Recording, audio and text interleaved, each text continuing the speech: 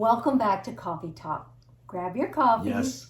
and join us for our talk today. If you have something that you would like for us to talk about in a coffee talk, let us know in the comments and we'll talk about it in a future coffee talk. Today we're going to talk about some frugal ways to get out of debt. First of all, you need to prioritize your spending. Mm-hmm. There are some main things that we all need. We need food, we need clothing, we need shelter, and we need transportation. So your money needs to go first to those four things before you spend money on anything else. Food, clothing, shelter, and transportation. And then once you do that, then you figure out You can look the into rest. your internet and you can look into your TV, provider and stuff like that. But you definitely need to have those top 5 priorities in order first. Yeah, because there's people who might have so many bills of things that maybe credit cards or whatever, but then they can't pay their house payment. Where you should always make that first. Buy your food because you have to eat. Make sure you have clothes to wear. Make sure you have a roof over your head, so you pay that, and then you pay your transportation because you got to go to work. Yeah. So those have to be first in your budget before you spend other money. So we're just talking about ways today to frugal habits to be debt free. So the second thing you need to do is to write down effective goals. A goal, you have to have a timeline. I'm going to save this much money in this amount of time, and have a way to track those goals. And then you need to have an emergency fund because let me tell you, life happens. You always have emergencies. Always. So if you spend every penny that comes into you, when one of these unexpected things happen, you go out, your tire's flat, you need a new tire, you have zero money to get a new tire, then what do? Yep. So things are going to happen. It's called life, so you have to prepare for them. So that's where the emergency fund comes in. Figure out how much you're going to save, how much is going to come out of every paycheck. And I think money management needs to be taught in school because it's one thing you use your whole entire life, and if you're never taught how to manage, you don't know. I know people in their 50s that live paycheck to paycheck. They have zero saved for retirement. And when something major comes up, it's a calamity because they have nothing put back for when something breaks down. And I'm telling you, it's life. Yep. The refrigerator's going to go out. We just had our air conditioning go out a couple years ago, and boy, was that expensive. It's life. It happens. So that's why it's so important to be prepared. So you have to, we listen a lot to Dave Ramsey. We don't agree with everything he says, but for the most part, we do. But he says you have to give every dollar a name. When that money comes into you, your paycheck, you have to tell it where to go. Because if you don't tell it where to go, it goes away and you don't know where it went. So that's what a budget is. A budget is telling your money where to go. Then another step is that we can start practicing active learning. You're never too old to learn. And so if you don't know how to make a budget, you don't know what is important to put in that budget, learn. Watch YouTube videos. Yeah. There's so many videos out there on frugal living, how to save money. I mean, they're just all over. How to prepare a budget, just anything like that. YouTube is so good at giving so many different ideas on how to develop a budget, how to spend less on certain areas and stuff, and where to save money. And you can listen to podcasts. Yeah. You can read books. Go to your public library. Everything in there is free for you to check out and read. And they have DVDs. And I mean, the resources are everywhere. We have the internet. When we were growing up, we didn't have the internet. We had encyclopedias. We couldn't Google anything. Yeah, we had the encyclopedias, which are totally out of date these days. Kids these days say encyclopedia, what's that? But that's how we had to do reports, is we had to get the Britannica Encyclopedia and look it up. Kind of dating ourselves now, I think. But learn. You're never too old to learn. And if you're in your 50s and you're living paycheck to paycheck and you have nothing to save for retirement, it's not too late. Learn. And if you know someone who's really good at managing money, say, hey, could you mentor me? Could you help me? Because if you never learned it, you don't know. So just ask somebody to be your mentor. The easiest way to save money is to have it automatically transferred every month from your bank account to your savings. And that way you never see it and you don't spend it because it's not there. Where I was working, of course, I was in part of the payroll system there. We would have people come in and they would say, okay, we want $50 a month to go into a Christmas fund. We want 25 going into the 401k. We want 25 going into this savings account, and they even had another 25 going into another account, and then they would take the net. So you could get your money, you can put it where you want to put it, so you never see it. And if you never see it, then you won't miss it. That's right. That is the easiest way. I remember somebody said one time, well, we have to save when we go on vacation, so we'll have money. And I'm thinking, doesn't everybody? I mean, people just don't have money to go on vacation. You have to save. Yep. So it was like that was a foreign concept to this person. They just thought people just have money to do that. No, you have to save to do that. That's a goal. Hey, we want to go here. We want to do that. We went for our 50th wedding anniversary. We want to go on a cruise to Alaska. That's going to cost a lot of money. So we're planning for that.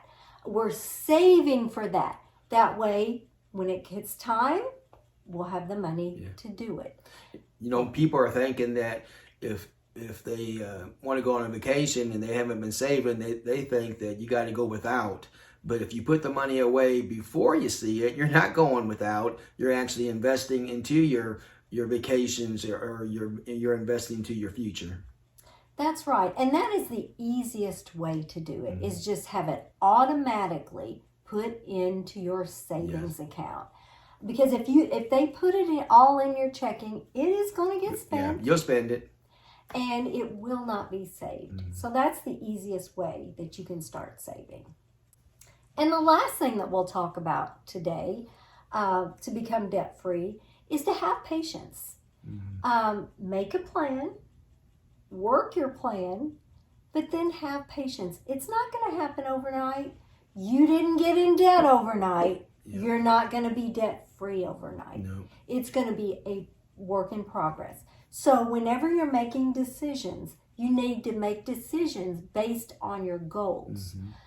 What are your goals? And does this decision, to me, going out and spending $60, $70, $80 on a meal out to eat, does that align with these goals that I have?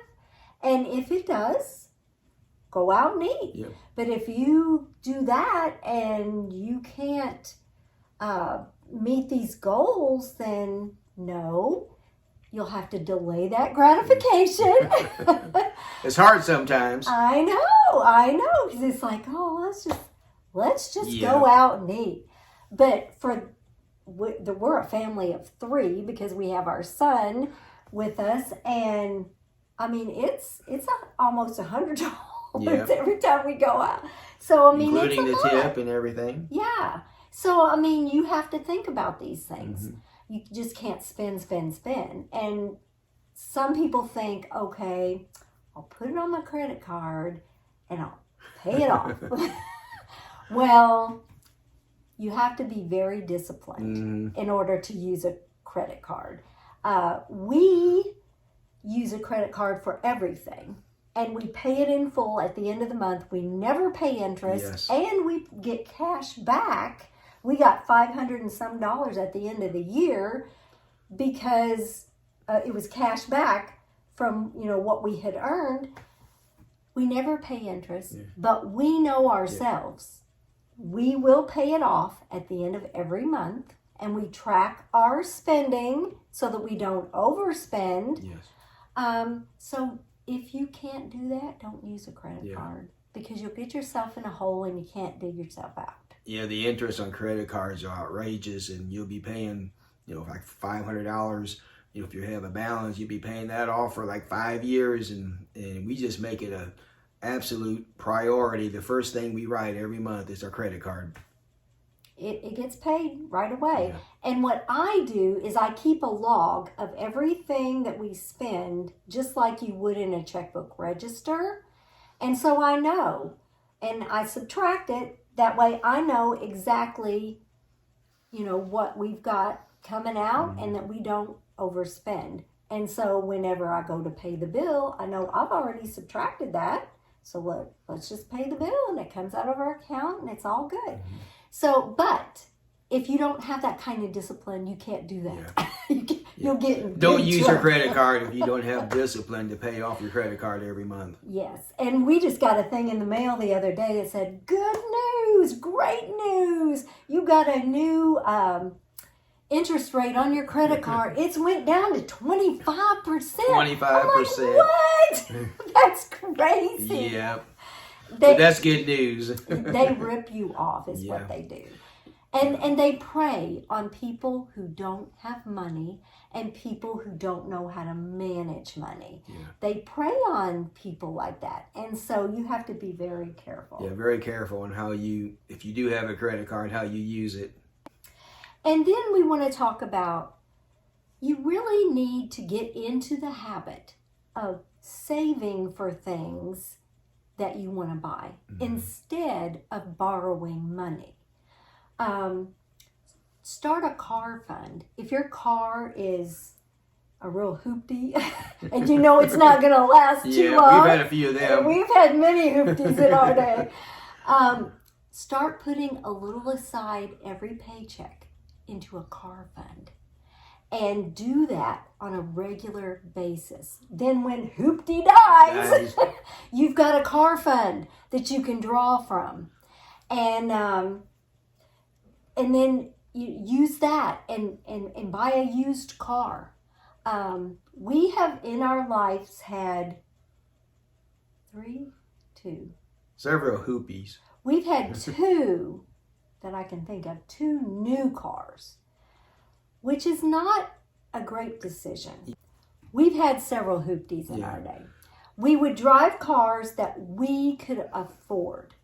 And I remember when we first got married, Keith drove a Ford Fairlane, and it was from northern Indiana, so it was rusted out on the bottom because up there they have a lot of salt on the roads. And so where we lived, it was a gravel road. So it was a 68 Ford Fairlane. So when you drove down the road, all that dust was coming up. And so you would literally hold your breath till you got to the end of the road so you could breathe again. So we've had some cars. Yep. And we had to learn ourselves about saving money for a new used car, because there for a long time we would just go to the bank and get the loan and borrow the money and pay all that interest on that loan. And again, it wasn't until we was in our 30s or 35 or about 35 years old when we decided we need to start saving money for the next car. Hoopy dies, we can get a car without paying interest. Yeah, because the interest, even on car loans, you think, it's only 2.99. Well, that's 2.99 more than you need to Yeah, pay. 5 or 6 years, have it paid off. No, we just rather have the money saved up and not pay any interest. Right. And so we've just given you some things to think about today. There is nothing in this world like being debt free. You don't have a car payment. You don't have a house payment. You don't have to live with that stuff. Have those credit cards paid off. Right. Wow. So set your goals of what you want to accomplish and then go for those goals because you can absolutely do it. Yes. Thank you for joining us today for our coffee talk. If you have some ideas that you could do to become debt free, let us know in the comments and let us know. Have you had that I'm debt free scream? Yeah. Because it's quite freeing. It really is. Thanks for joining us today, guys. We'll see you next time on Retired and Loving It. If you'd like to see more of our videos, click the video that just popped up on your screen